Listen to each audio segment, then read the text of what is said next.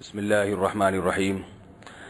حضرت عائشہ رضی اللہ تعالی عنہ سے روایت ہے، فرماتی ہیں ما رأیت رسول اللہ صلی اللہ علیہ وسلم مستجمعا قط ضاحکا حتی ترى منه لہواته انما كان يتبسم، متفق علیہ۔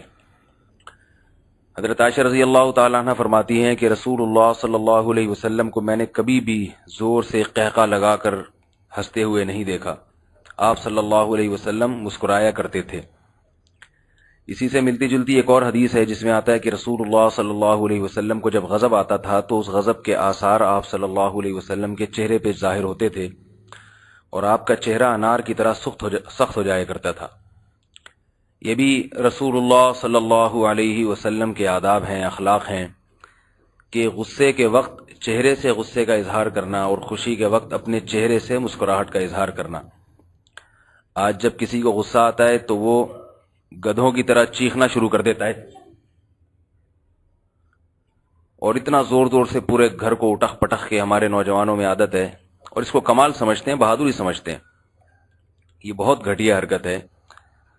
اگر آپ کنٹرول نہیں کر سکتے غصے پر تو کم از کم ایسا نہ ہو کہ آپ میں اور جانور میں، گدھے میں کوئی فرق ہی نہ رہے۔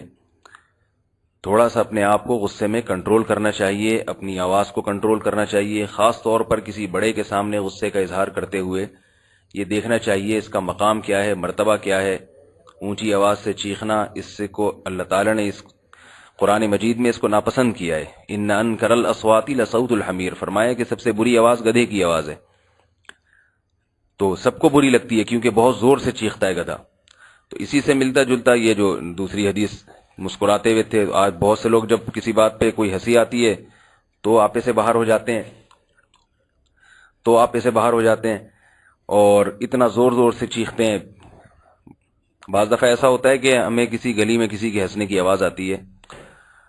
میرے ساتھ تو ایسا ہوا ہے، میں باہر نکلا، میں سمجھا کوئی رو رہا ہے، کسی کی میت ہو گئی اور چیخ چیخ کے پتہ چلا کہ وہ جی ہنس رہا ہے۔ وہ تو پتہ ہی نہیں چلتا ہے رو رہے ہیں ہنس رہے ہیں، کیا عجیب ایک وہ بس وہ یورپ سے اور جو فلموں اور ڈراموں سے متاثر ہیں، ان کے جو اسٹائل ہیں وہی انداز ہمارے معاشرے میں آتے چلے جا رہے ہیں۔ تو ہنسنا بھی ایک طریقے سے ہونا چاہیے، غصے کا اظہار بھی ایک طریقے سے ہونا چاہیے۔